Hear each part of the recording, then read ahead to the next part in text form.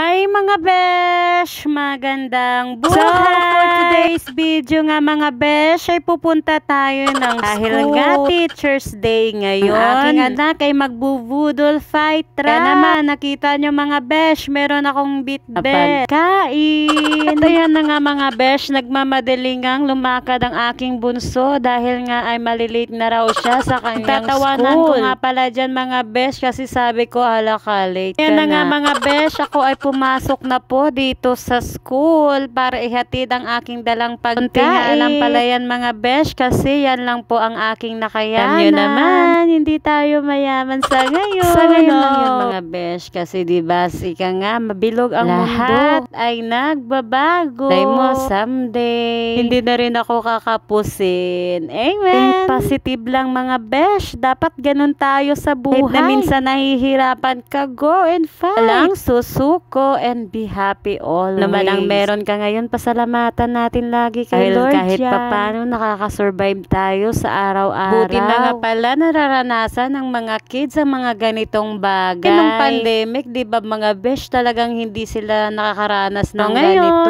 Unti-unti nang bumabalik sa dati. Sana naman Lord magtuloy-tuloy. Ayan na nga mga besh, busy yung isa't isa sa kaka-prepare ng pagkain. Meron din mga excited na kumain na. Bodol ba naman? Napakasaya kasi ng bodol fight. Kagaya lang yan sa buhay natin na fight lang and go. Diba? Bago ang lahat, magpipray nga muna si ma'am. Happy Teacher's Day na. Okay, so tayo muna pray muna tayo. In the name of the Father, Son, Holy Spirit, Amen. Ako na lang, ha? Okay. Ama, maraming salamat po Panginoon sa pagkain na nakakain sa amin sa aking harapan sa pagkain ito. Nawa po Panginoon ang mga pagkain na nakakainin kasama ang aking mga mag-aral kaya hindi po ang pagkain ay ikalakas po ng aming pagkatawan upang magamit po namin sa aming pag-aaral, sa aming mga gawain sa araw-araw. Ito po Panginoon ang aming sa mga dalangin sa pangalan ni Jesus.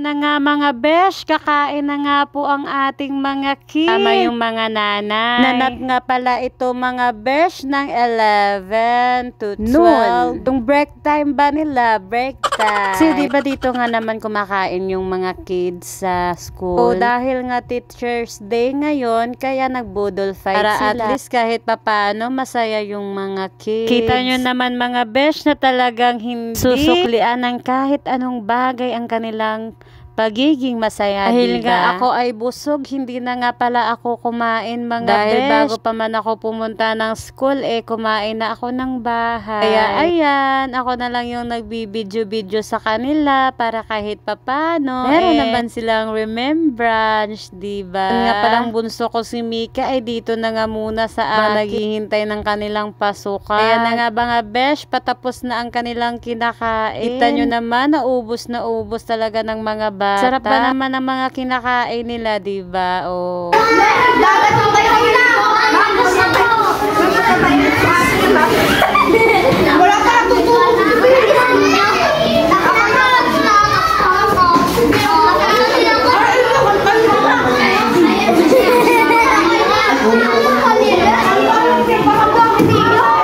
Siyempre mga besh, pagkatapos nga pala nilang kumain, ilalagay natin dito yung mga kuha nila na picture. Ayan nga po mga besh, kagaganda ng kuha nila. Makikita mo talaga sa bawat isa. Masaya sila, diba? Priceless. Nagsilpi na nga rin pala ako muna mga besh. First time ko lang din itong makaranas mga besh. May budol fight sa school. Maganda din pala mga besh ang mga ganitong idea. Kaya nga mga besh, mga ganitong bagay, wag yung palampasin sa buhay. Dahil minsan lang itong mangyari mga besh. Take your time to be happy.